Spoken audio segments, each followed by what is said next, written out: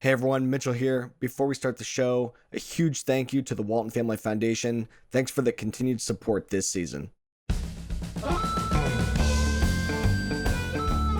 Hey everyone, welcome back to the Fieldwork Podcast. I'm Mitchell Hora. Today on the podcast, I am actually out visiting Brad Buchanan, a little field trip that we've got going here. Brad is a cattle rancher from Colorado. And last August is when we recorded this. I trekked out to Colorado. I was out there anyway and went to go visit Brad at his place in the High Plains just east of Denver. Brad is a really interesting guy. He's an architect. He's a former planner for the city of Denver, and now he's a rancher. Brad's got about 2,000 head of grass-fed cattle that he's raising, slaughtering, and selling direct to consumer in the Denver and surrounding areas. The name of Brad's outfit is the Flying Bee-Bar Ranch. Everyone, I hope you'll really enjoy today's conversation. Brad, thanks a ton for having us out today. Really excited to learn about your ranch and your first generation ranch here. Introduce yourself and explain to us where we're at today and what are we going to learn? You bet. I'm Brad Buchanan. I'm one of the owners and operators here at Flying Bee-Bar Ranch. We raise grass-fed, grass-finished cattle. We raise them from calf to slaughter, and we have a direct-to-consumer online store operation that we have developed from scratch, from not knowing much at all about farming and ranching to 15 years later having an operation that's up and running and is a going concern that we're proud of. We come from very different backgrounds. I'm 7th generation farmer. You're 1st generation. How did that start? I describe us as accidental ranchers.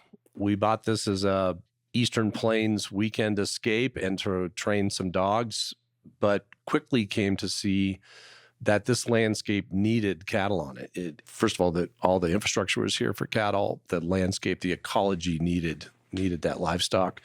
So we really bought our first batch of 22 bred mama cows as lawnmowers, honestly, just like, what do we do with this grass?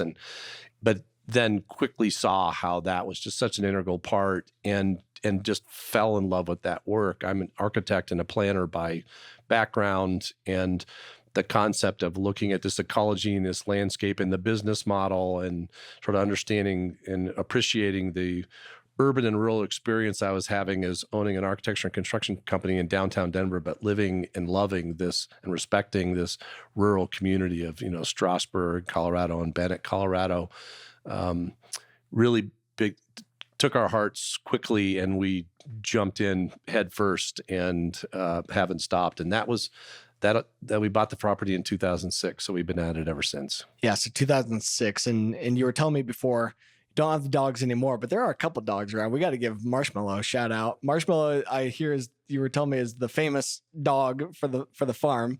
Although of course it's mostly cattle, but a couple dogs just to hang out, and you haven't gotten fully away from the dogs. No, yet. We've got trained dogs now. There's cattle dogs here, and Marshmallow is the infamous night watchman and poster child on our social media for Flying Bee-Bar Ranch. Marshmallow's a big old Great Pyrenees dog, so I'm sure loves the Colorado winters that you have out here. He does. But how's that work for the rest of the livestock and for the operation, based on, some pretty harsh environment, I would imagine, for a good part of the year. How do you guys handle that? So we do have some rough winters. We had the infamous bomb cyclone in March of 2019, and we lost a lot of calves that year. We've had some tough years, but we also have quite a bit of creek bottom that flows through the ranch, and it's mostly dry creek bottom, but there's great riparian landscapes there, that lots of cottonwood trees and pinyon and junipers and things like that. So we get good cover for them, but we've got some hot, dry summers, and we can have some cold, windy winters that we've had to learn to deal with. We run our cattle. My partner, Rob Gary, has a ranch also north of Silverthorne. So we have all our yearlings are up there now on grass along the Blue River north of Silverthorne. Okay. So how far away is that? It's probably 70 miles, I suppose, up there. And, so we trailer them up there in the summer, for the summer and early fall. And so in 2006, you started with 22 head. Yeah. Where are we at now? So we have sort of 4 age groups of cattle here, and basically 5 herds. We have mamas, calves. Right now they're running as pairs because we haven't weaned them yet. We have yearlings, we have fats, and then we have a bull herd. So there are times when we are running 5 different groups of cattle, mostly moving around in mob grazing or rotationally grazed, using hot wire to move them around. But we run between, and it varies in terms of the marketplace and what we do here and versus what we can do to address what has been a growing marketplace. We're trying to do what's right for this land. Right now we have 175 mamas and 100, and we had a few more than that last year. So we've got more calves, yearlings and fats right now than that. So we run anywhere between 850 and say 950 head usually on the whole ranch operation. And so part of, with this environment and where you're at, moving cattle through mob grazing and such is a principle of soil health, and and you mentioned that from the very beginning that, you got on this land and it was missing something, and that was livestock. And I think we see that for a wide, diverse landscape across the whole country and around the world, that, this land originally had buffalo and other animals on it all the time here in the high plains. What's your take on soil health? What's your concept there? And how did that start? I mean, we really first focused on the grass, right? And honestly, to me, soil health was a completely unknown concept to me. So I've learned They didn't teach that in architecture school? Yeah, I didn't talk about that in architecture school. But, we've been focused on growing grass, not beef. And because the outcome ends up to be where we want it to be, that has evolved over the years into looking at soil health. My partner, Rob Gary, is very expert and versed in a lot of things around soil health. He's really brought a lot to the team in terms of that and pushing us all to evolve in looking at soil health. And it's been fascinating because we have different types of ground too. So we have grass pastures, but we also want to raise all of the feed and hay that we grow, because we don't feed any corn or any grain. So it's all hay. We want to raise all that ourselves. So we've also learned to be pretty competent farmers. That takes lifetimes to get it really good at. But we have become decent farmers.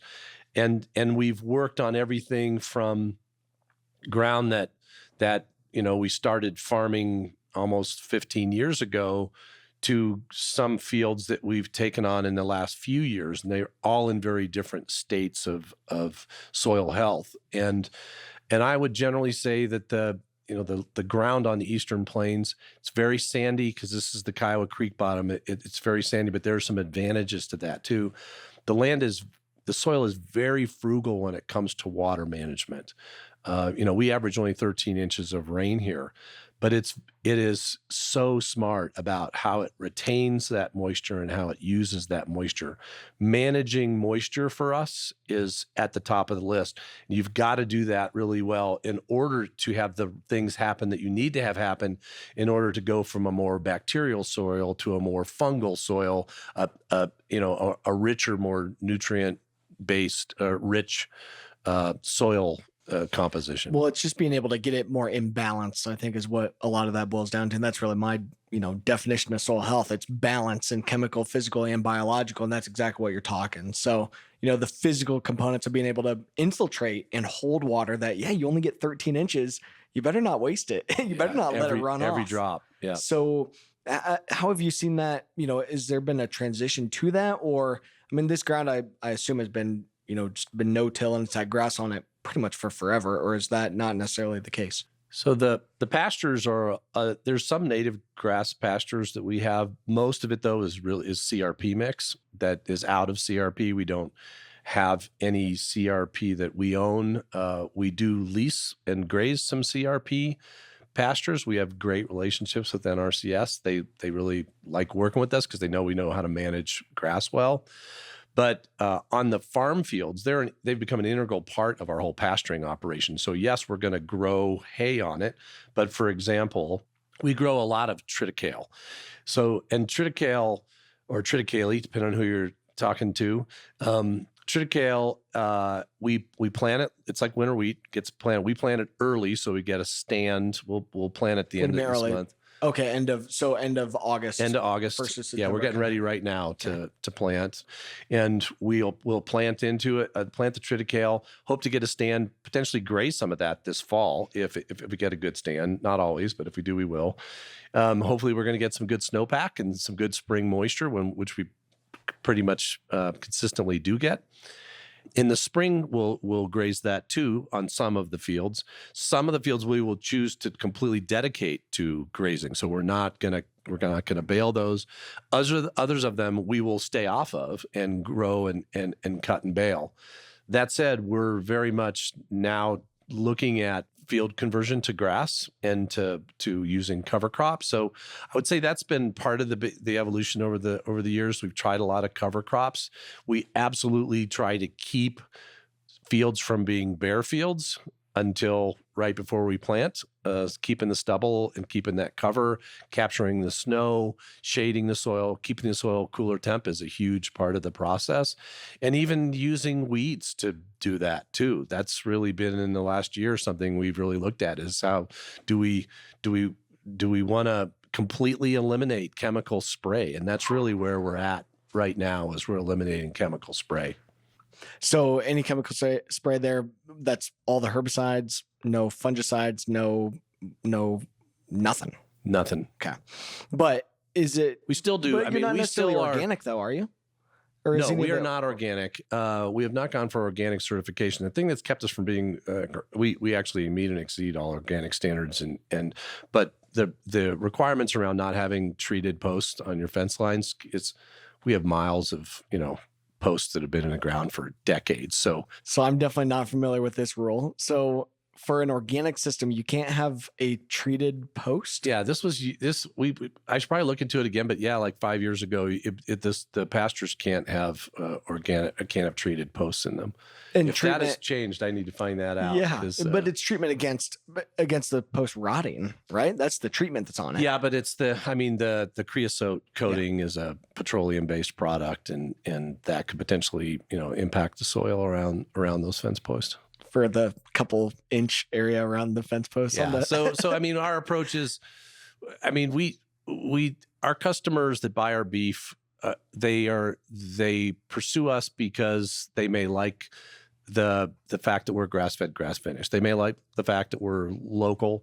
They like we're very focused on animal welfare as well. We like to say our cattle have one bad day, and it's not that bad a day. If on my 93rd birthday, you could sign me up to go over there to the slaughter plant, and I'm probably okay with that. Yeah. But our customers, there's a growing sector of the beef buying marketplace. We're very close to Denver, so obviously, and Denver's a progressive foodie town, and Boulder and Fort Collins and Colorado Springs and the mountain towns. That's where the majority of our sales come from.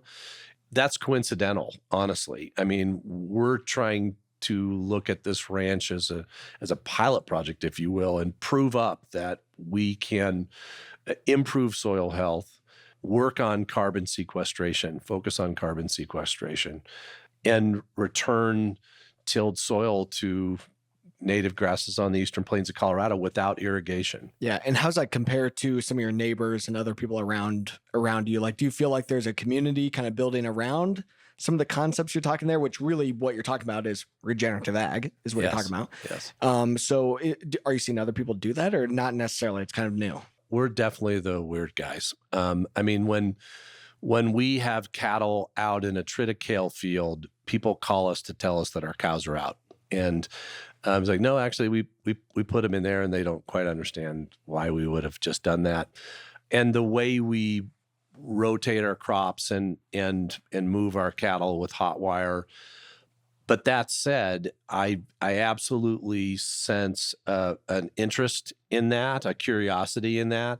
I have noticed a number of neighbors who have started growing triticale and grazing their cattle on them. And we get a lot of questions from folks. But, farmers and ranchers are also private people. They let each other, have their own businesses. I have not, for sure, have not felt resistance or that we're somehow shunned in this community, because even though we've been here for 15 years, is not a short period of time. We're still newbies to this country. Sure. These communities are like your family, Yeah. are 5, 6, 7 generations of farmers and ranchers. And I know we're not, my other full-time job at the National Western Center, where I'm CEO there, is about connecting the urban and rural place. And that conversation and the evolution and regenerative ag is very much alive and well all around the world. And we're farmers and ranchers are interested. They're entrepreneurs. I mean, think about it. Farmers and ranchers put all the chips on the table basically every single season. And you didn't have the preconceived notion, of, well, this is what dad did and what granddad always did, so that I think hinders a lot of people. You were able to go into it totally open-minded, but you've been able to really push on that with online sales, direct to consumer. Does any of your stuff go through the commercial system right now? None of it. It's all direct to, calf to table. You're just able to capture so much more of that food dollar and be able to drive and focus on profitability. And that's what I think the farmers have to be able to look at too, and ranchers, is what's your actual bottom line? And as we're pushing on sustainability and understanding that farm to fork movement that you've been able to really capture, like, it's about telling that story and ensuring that the farm is going to be economically sustainable.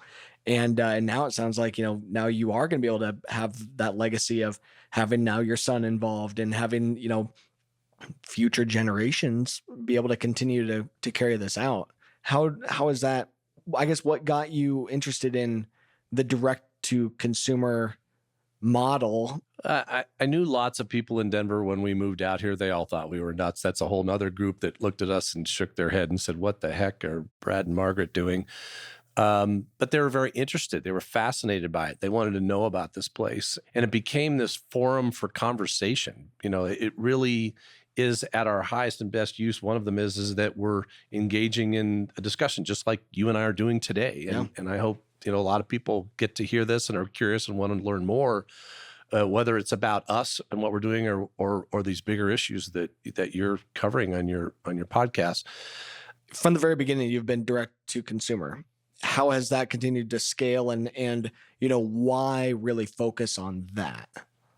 So when we started, and the first year we slaughtered 7 head, and we did that with friends and family, and it went really well. And we did one slaughter, and the next year, I forget, we did 20 some head or something like that. And it kind of grew. And so it was really friends and family. And then at one point I thought, well, this probably not that hard to create a website. So, got a WordPress. It was only like 2008 or whatever. Got a WordPress subscription and built a little website, and it worked. We built a little online store where you could order eighths, quarters, halves, and wholes, and that was it. There were no customs or individual cuts at all. And that was it. And we would be sold out in March every year for a November, December slaughter.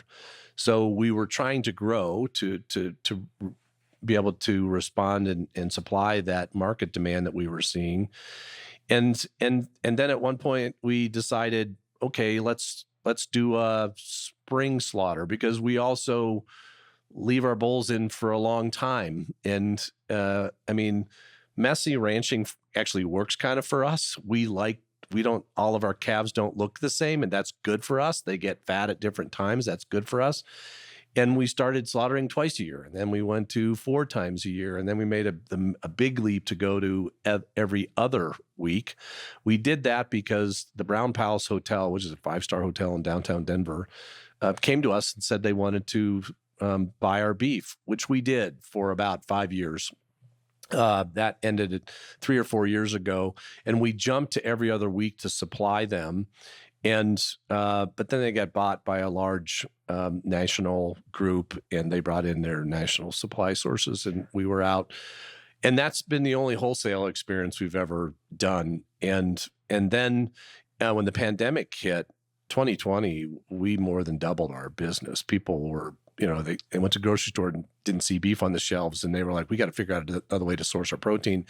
We doubled our business, more than doubled. And, year to date, in 21, we're about 2x of what we did in 2019. So those customers have stuck with us. The vast majority of them have come back and have found a new way to buy beef. And so, the pandemic, while tragic for the planet and this country and our communities, has been a blessing, honestly. I feel guilty saying that, but it's been an amazing opportunity, as we've seen nationally, for direct-to-consumer opportunities for farmers and ranchers looking to, kind of eliminate the middleman. To use technology and to connect. And a lot of this, it boils down to it's advocating for family farms and advocating for sustainability, regenerative, soil health, whatever, you can brand it as. But it's also then, being able to showcase, here's where your food comes from. You guys, though, connect with your consumers today in a variety of ways. And as we've been sitting here, people keep pulling in to the driveway, backing up to the shed that we're sitting in your office on the edge of, and they're picking up their beef, but you also are shipping it. You're also like, how's that work? So we slaughter every week now, and we ship every week via FedEx. And that was a whole process of learning. We built our own insulated boxes. We have a website, an online store now that has, I think, more than 80 individual cuts on. You can go and order 2 ribeyes and 10 pounds of ground beef and a couple of roasts if you want. We ship kind of 10 or 15 pound boxes to 20, 25 pound boxes, basically just to the Colorado and right around neighboring states. We're about to evolve into a national offering. We've connected. So it all started with, eighths, quarters, halves, and wholes. And then people would call us in July and go, I'm out of steaks or I'm out of ground beef. Can you sell us some of that? And it's like, well, no, we don't have that. We said we should. And so we started, with some simple offerings at first. I think we put maybe 20 things on the store, and, steep learning curve of standing up that business. All the advertising we do is on social media. That's it. And we don't have a big advertising budget at all. I mean, we probably spend $1,000 a month on advertising. And in 2020, we did, almost $2 million in gross sales, which just blows me away. Pretty good return. Yeah. And, well, I wouldn't say it's a great return. The ranch, we operated in the black, this last year for the first time ever. I have another full-time job. None of us take any money out of the ranch. We put it all back into this operation, and we're still doing that because we want to really maximize the opportunity for the ranch, both in terms of the innovation and experimental work we want to do around soil health and proving up that this model can function, but also to be able to address what is clearly a growing marketplace for us, which happens a lot by word of mouth, quite frankly. Folks work with us. We're very customer friendly. We love to work with first timers on buying a half beef. That's a really intimidating thing to do. It's a big check to write. It's a scary thing to do. Boy, what if I don't like this, or what if it isn't what they say it is? We hold their hand at every step of the way, and we enjoy our customers. Our customers are just fascinating people. We joke, but I think we should do this. They're just fun, cool, smart people. I mean, I love our customers. They're seekers, and they have curiosity around regenerative agriculture. And so how do you tell the rest of that story? So some of them are coming out here and physically coming to the farm to see it, and they can see the cattle, they can see the grass, they can see the operation. But how do you tell the rest of that story? Obviously, some of it through social media. Oh yeah, lots. It's just taking pictures and some videos, or how's that work? We do, obviously, a lot of it happens right in front of the red barn here when people are picking it up. We talk, they always have questions. We do, tours. People always want to come and take a tour, and we try to, get groups of people together to do that. It's slowed down through the pandemic, but we have done a lot of that in the past. And then social media. We have a very, and our website, I'll start with our website. I've spent a lot of time over the years on the website, and it works really well. It tells the story really well. You can go on there and you can get a great sense of what we are and what we offer and how it works. But then social media continues and develops and keeps that relationship current. One thing that we have been very committed to is trying to be as authentic about it as possible. I would say that, when we had that bomb cyclone in March 13th of 2019, that was brutal. Those were 3 of the hardest days of my entire life. We lost, I forget, 35 or 40 calves, some cows. I was digging, dead calves out of snowdrifts. It was brutal. And the cattle industry, I think, the customers can be flighty, I think, in the marketplace, and they don't, sometimes they don't want to tell the harder day stories. We tell the hard day stories, and we did a number of posts, and I mean, I literally had days of being, in a backhoe in tears. It was just rough. But that's part of the story too, for people to really understand where their food comes from and how hard people work to make their food, the farming and ranching families and the kind of commitments they make, and how hard they work year round, every single day. That's an important story for the people to understand, because the disconnect between from people who buy the food and the people who grow the food is growing, and that is urgent to me. Yeah, it doesn't just magically show up at the grocery store.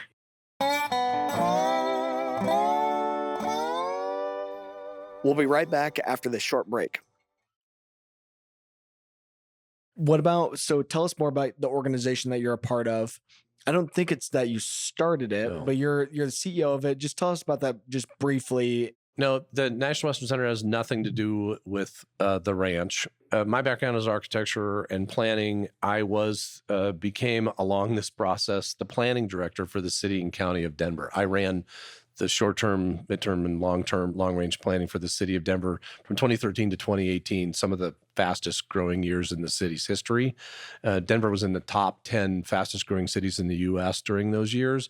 So I was, right in the middle of the discussion around, growing a city. And it just became so incredibly clear to me that the issues of the urban place and the issues of the rural place are so inextricably linked from each other. Yet we make land use decisions in the city as if we're in a microcosm. We make land use and economic decisions and social decisions and equity decisions in the rural place as if it's this bubble, and they're not. It's a continuum between these two places. And there's few places in the country where you could be the planning director of a top 10 growing city in the U.S. and live and operate a cattle ranch and have that even be remotely possible. Now, I do work a lot. I do have long weeks, and I work and I don't go places other than here and downtown. But they have so informed each other. As a matter of fact, in 2014, that TEDx people called me and they said, "We think you are weird. How the heck does this work where you're the planning director of a major city and you're running a cattle operation? We assume there's some method behind your madness." And I did a TED Talk in 2014 that I don't think is that great, quite honestly, but it's worth 13 minutes, I suppose. But but I talk about that, the gifts that can be offered between these places and the challenges and the costs of us not understanding each other. So the National Western Center came out of a goal to help set up the next 100 years for success for the National Western Stock Show. That's a 115-year-old institution in our state. But the stock show makes most of its revenue in January at the National Western Stock Show, the Super Bowl of rodeos. And the rest of the year, they had all these facilities that were hard to upkeep, maintain, and live on that revenue. So conversations ensued between city leaders and the stock show about, is there another model we could look at? From that, long story short, was the National Western Center master plan that looked at making those 250 acres, rather than just primarily there for the 16 days in January, to a year-round destination for entertainment, education, agriculture, ag tech, and of course, the anchor event of the National Western Stock Show every January. Fast forward to 2018, and this opportunity came up to look at the National Western Stock Show, or the National Western Center, where I could honestly kind of come out of the closet about my ranch life, because I took a lot of grief for being an urbanist who was supporting and advocating for density around transit stations in our urban center while living on a big cattle ranch. I took a lot of grief for it. I mean, you Google me, go deep a few pages, and there's, people bitching about me, and which I'm proud of, because I had very good reasons for that. But this was the perfect opportunity to mash up my two worlds and to deal with the very issues that I really have been dealing with, which is this: how do you create a thriving, sustainable, regenerative urban place, and how does it get supported by a thriving, sustainable, regenerative rural place? 30 miles apart, different economies, different languages, different politics, different social structures, but so interdependent with each other. And the National Western Center is all about that. It's a gift. I am so thrilled to be able to have the privilege of working on that. The National Western Center Authority, that I'm the CEO of, we operate and maintain and program the National Western Center. The city and county of Denver owns the land and the facilities. Our partners are the National Western Stock Show and Colorado State University. Check it out, nationalwesterncenter.com. It's a one on the planet kind of place. It's incredible. Well, I know. Yeah. I mean, tons of people from Iowa. A lot of my buddies come out here every January, would never miss the show, but all the time. Okay. I want to hit, before I forget, on a lot of, I think, some of the hurdles that farmers and ranchers have in being able to implement what you've done is some of the red tape around the legal structures and stuff of how do you set this up and be able to direct market by cut. What's some of the red tape around that, and around being able to work with a packer directly, or work with, with a facility directly to be able to produce direct to consumer meat, and just what do you see as overall like policy opportunity here to be able to enable more of what you've been able to do? So I have two parts to an answer. The first piece is that it hasn't been that hard, honestly. I mean, we knew we had to work with the USDA facility, inspected facility, so we did that. That was, we weren't going to look at options that weren't that. We also work with a slaughter facility that is one of, I think, only two in the state still, animal welfare approved and inspected slaughter facilities. That's important to us, that animals are killed respectfully. And that's not hard to do. And truthfully, most slaughter facilities do. They just don't have that certification. But so that was that piece. The rest of it's been very straightforward. A lot of hard work, a lot of learning curve of how to do this in a financially responsible and sustainable way. So that piece has been good. From a policy perspective, the second part of my answer, it's a much bigger conversation. My work around that, I'm vice president on the board of directors for the American Grass-Fed Association. And one of the things we've been focused on, American Grass-Fed Association, is country of origin labeling. In the grass-fed world, a lot of grass-fed beef comes in from New Zealand and Australia, Argentina.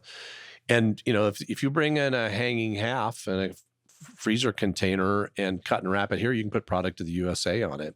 I don't think that's fair to American ranchers. And so I hope that change really happens. We don't deal on that scale, but nonetheless, in order for small operations to grow, because you can't be stagnant in this industry, you'll die. You have to constantly be growing and evolving and getting smarter about what you're doing. You can't be fighting an unfair fight. And that's really what's been happening right now.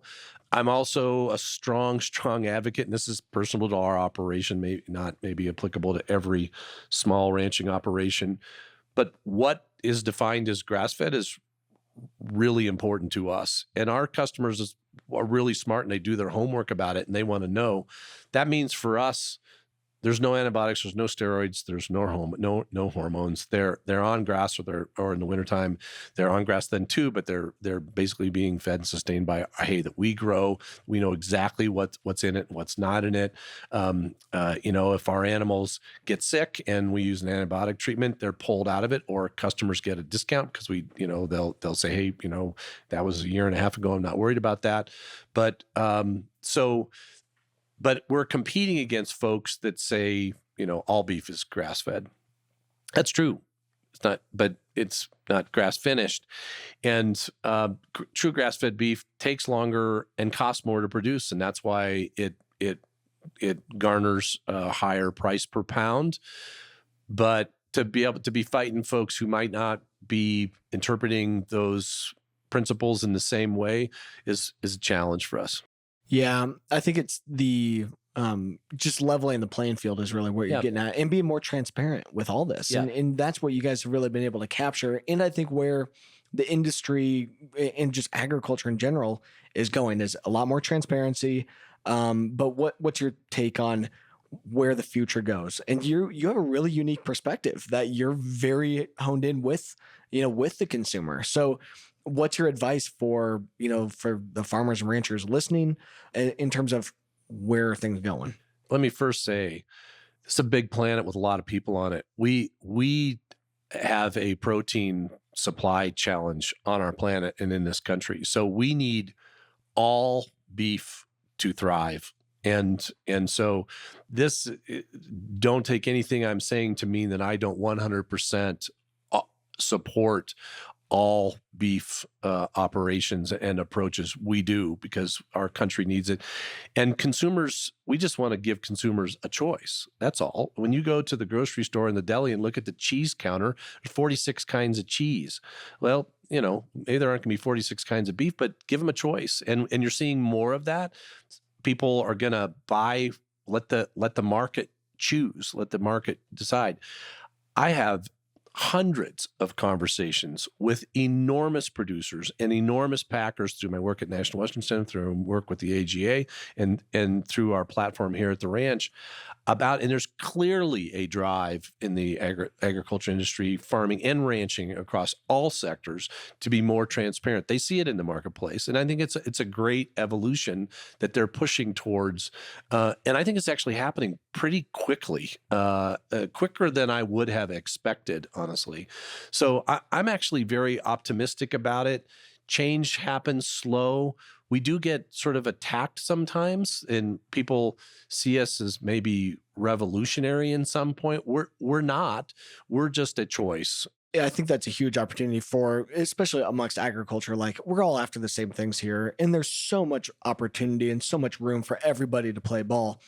One of the things to bounce around and hit on a couple of topics before we kind of wrap here, but one of the things you mentioned really early on surrounding regenerative ag is carbon sequestration. Right. That's another thing where there's kind of some bashing back and forth, but it's also like, hey, here's a huge opportunity here.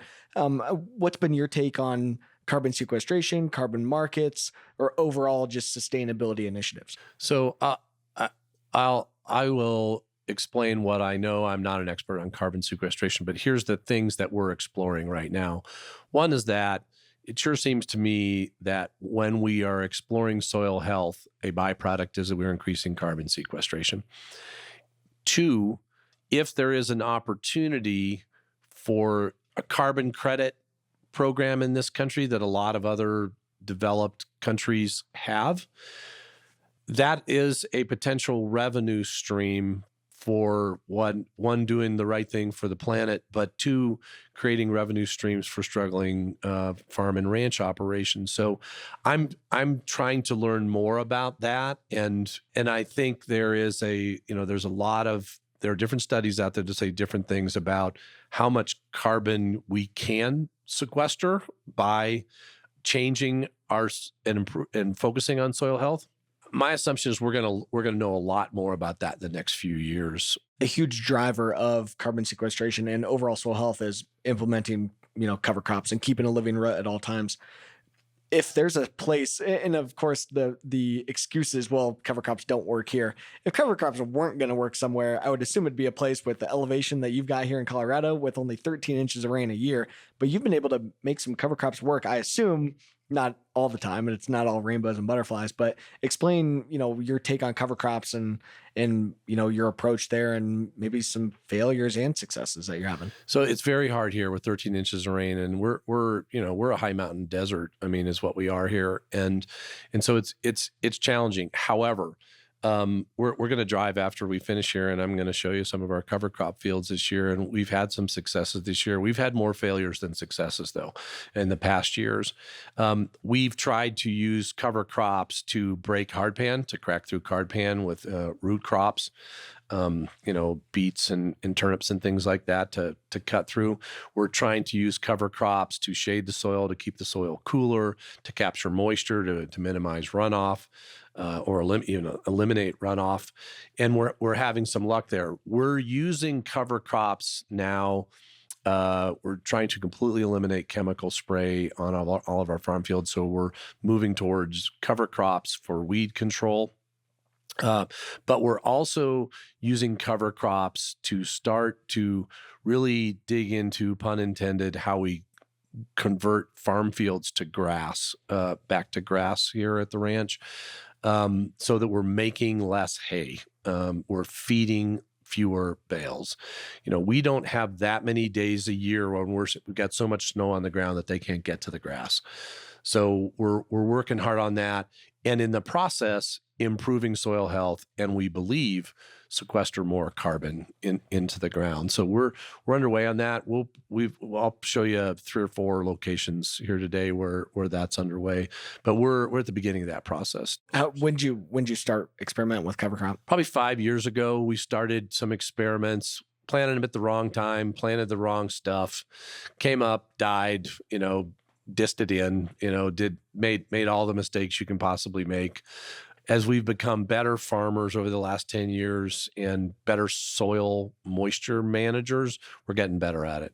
Explain to us, okay, so Wagyu beef, what the heck is that? And how did that come to be here in Eastern Colorado? That's been a really interesting evolution. So when we started, we raised Angus, and we raised Angus bulls and Angus mama cows. And we did okay with it. We were getting fat cattle on grass in 2 years or less, but the marbling wasn't great on the grass, and we were competing. Make no mistake, we're competing against every steak on the shelf, right? So we wanted to improve with that. Started to do some research and discovered Wagyu cattle. Wagyu is a Japanese breed that really came from pulling plows in the rice paddies. They have just developed a physiology, I'm probably not using that word correctly, but a body system that very efficiently processes green protein. They're eating rice shoots in the rice paddies.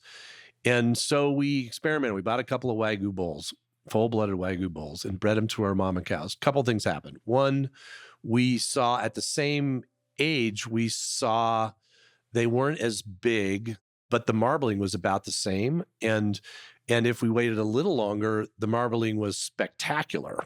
And the marketplace gets Wagyu beef. I mean, A5 Kobe Wagyu beef sells for whatever, $50 an ounce or something crazy like that.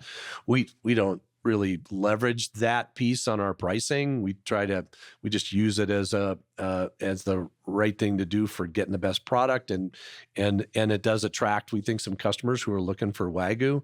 So we have full-blooded Wagyu bulls that we breed to Angus mama cows, and it's been a good move for us. Okay, so kind of with your cover crops and with the grass that you're feeding overall, you talked about triticale. Why triticale? Why here? And then what are some of the other things that you're also using? The punchline of the story is that this is winter wheat country, and that's really the best crop in the eastern plains of Colorado. That we do all right with feed corn too, but winter wheat does really well. Triticale is a hybrid of winter wheat and ryegrass, so it was a great solution for us. We have consistent success with it, pretty good production rates, anywhere from 1.5 tons to 3 tons to the acre on dryland fields. Pretty good results. And we can graze it in the fall. We can graze it in the spring. We can bale it in the spring. We do some spring crops. We'll do some oats occasionally, some oat hay, and sometimes we'll do some sorghum Sudan in the summertime. That's a less reliable crop. I've had my heart broken more times than I'd like to admit with sorghum Sudan. I'm going to show you some of that today. So that's what led to the triticale, and it's been a really productive solution for us. And triticale has really good. It's great for feeding cattle, the protein content and stuff, and it's really good and good for drought tolerance Yes, as well. great drought tolerance. What about other kind of stuff like legumes? Or you mentioned some of the brassicas, like the turnips and stuff. But what about radishes, or what about other legumes and other diversity into the cover crop blends? Usually, when we're doing cover crop mixes, there might be some trid in there too. There might be some sorghum Sudan in there, some clover sometimes on top. These are all to create this cover, help to break through the crust, store moisture. But then in preparation, we hope for native grass mix that we'll put in on top And of that. how are you afterwards. seeding these? It's drilled or it's air seeded, or how? We have an air seeder. We use an air seeder. We're looking at ways as we look at soil health, and we talked before the interview today. I'm a Nicole Masters disciple, and the whole organization is very much interested in that, and looking at vermiculture and extracts, and how we can look at the chemical and biological makeup of each field and pasture, and apply the kind of extracts and compost teas that can work there. Haven't applied a drop of it yet, but we are hell bent on building a yard right now and doing some work on assessing that. We're also doing all the financial analysis to see, how do we do this and not have the cure kill us while trying to address the disease. Yeah. So a lot of this, for some context for everyone, it's making your own microbial products is essentially what it is, that are very diverse microbial products, but very fungal dominant microbial products, and getting that biology stimulated and basically inoculating the soil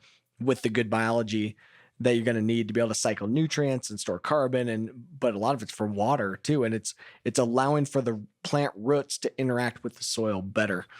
Are you putting on like any synthetic fertilizer and stuff right now, or what about the manure? Besides, obviously, most of it's getting dropped out there, but any of that kind of stuff or not? We're not. We don't do any. No, we've never done nitrogen. There's no fertilizers going in at all. We feed in the winter. If you look at the pasture maps and field maps of the ranch and farm, you'll see that we have grass nearby or next to, in almost every case, our farm fields. So cattle are grazing in the grass, but we feed with the bale processor in the farm in strips. We'll start on the west side and just strip all the way across to the east side.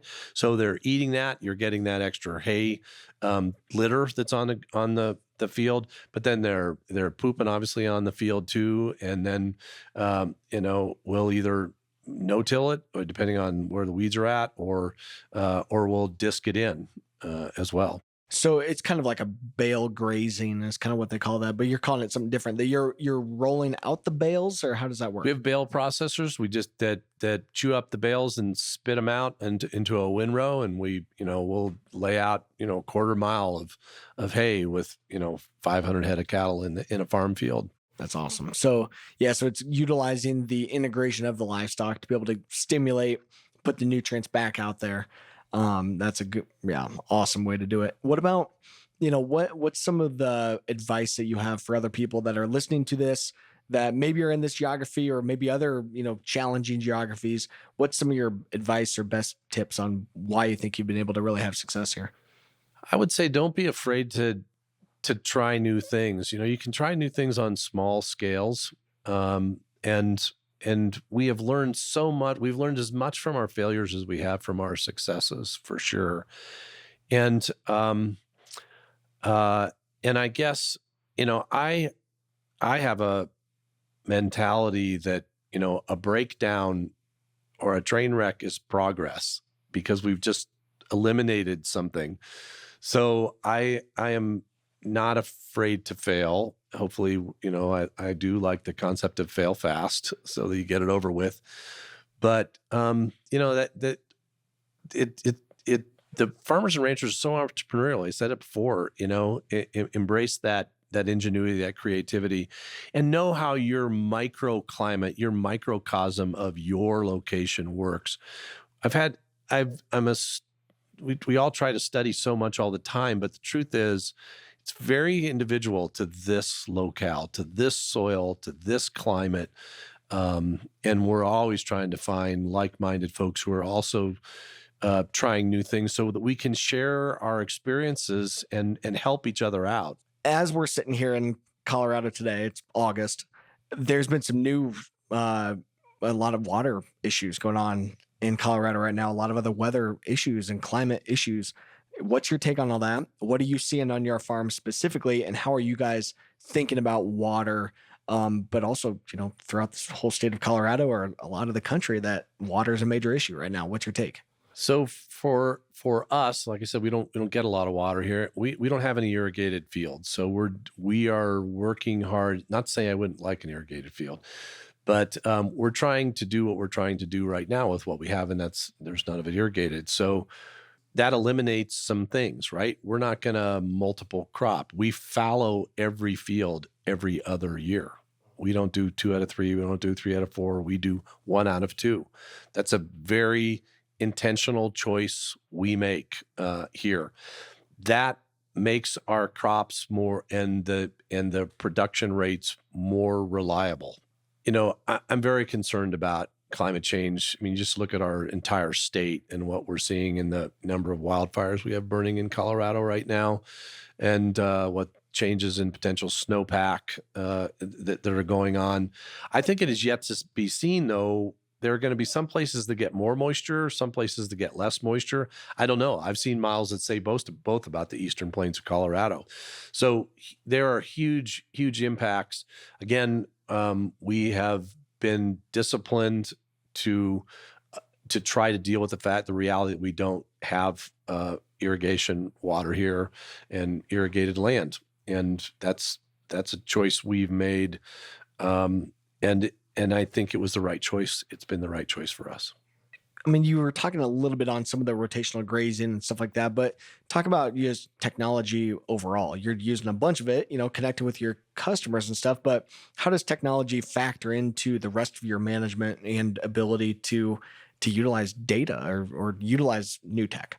We've used Pasture Map a lot. We've used Field View a lot, mostly for the reporting capacity that it has and the record keeping capacity. The truth is, for us, when we're moving cattle, Jonathan Tuller, our ranch manager, is a Zen master of looking at grass and knowing what kind of rates make sense, understanding truly the personalities of each pasture and given its current environment, how much moisture have we gotten? What time of year is it? What kind of grasses are there? Is this more of a cool season grass field, or more of a warm season grass field? And so technology is not the answer to everything. A lot of this stuff is just get your boots on and kick some dirt clods. And we've learned most of it that way.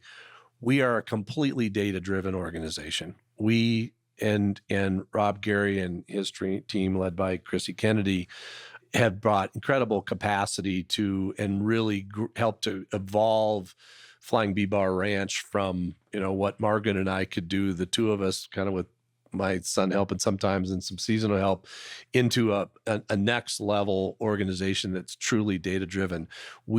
Right now we are looking at this grass conversion process, and we hired a Excel spreadsheet business modeler to come in and really help us define what are the impacts of taking individual fields out of hay production on our capacity to produce X number of head per year for our business. So we don't guess on that stuff. We study the hell out of it.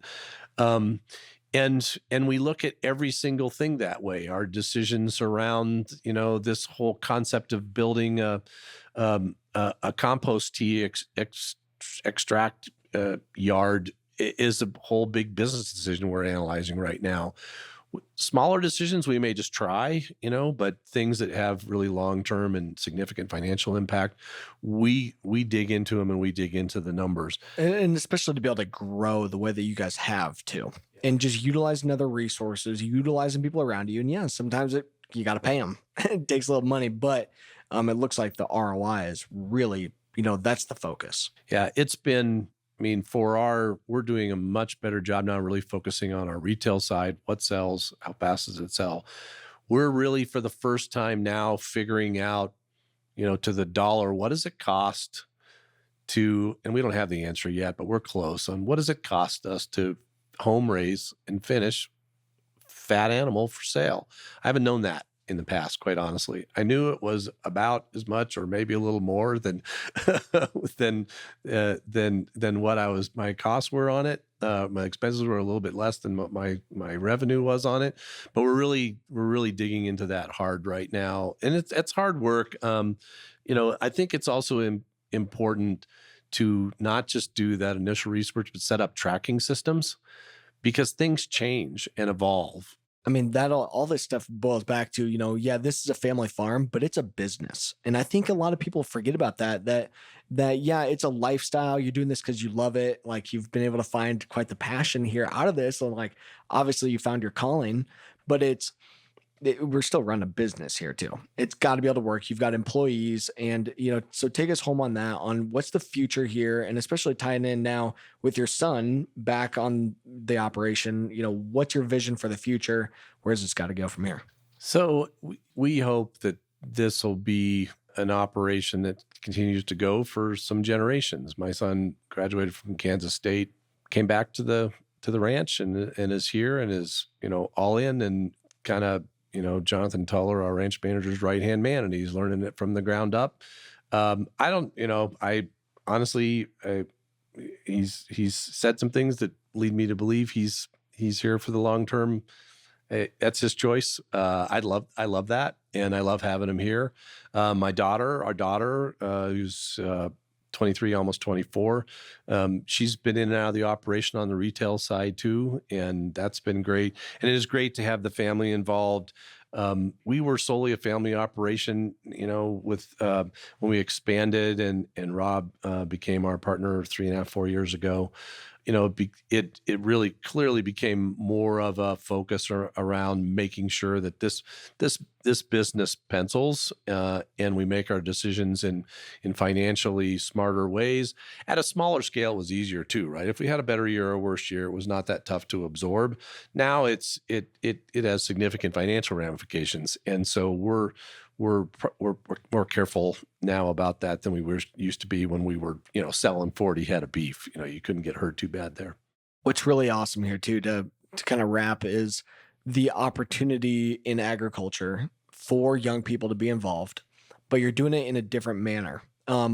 Bringing, expanding things out, finding niche opportunities so that you can bring your son and your daughter into the operation.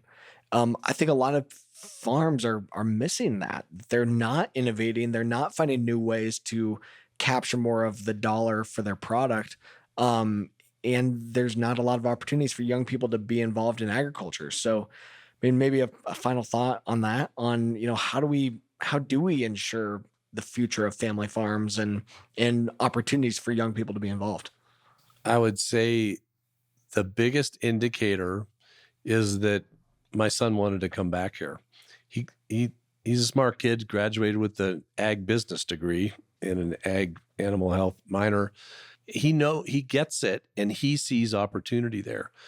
I think as we're seeing second, third, fourth generations, whatever they are, kids not wanting to come back, that's a pretty good indicator, right? It's like, my goodness, I saw my family work themselves to the bone and not have much to show for it, maybe, or as much to show for it as they'd like. They see better opportunities elsewhere. I do think that the fact that we are vertically integrated here, calf to direct to consumer to their dining room table, that also requires a lot of different kind of skill sets other than just moving cows every day and fixing fence or just sitting in a tractor all day. Every day is wildly different here. The vibe here is fun. It's cool. It's innovative. It's creative. We're at the bleeding edge of a whole bunch of sort of approaches around regenerative agriculture right now that are attracting some interesting people, and it also attracts really smart, interested, curious customers too who want to know about it too. And so it's a whole that just sort of it's like turbo. The faster we go, it seems like the faster we go.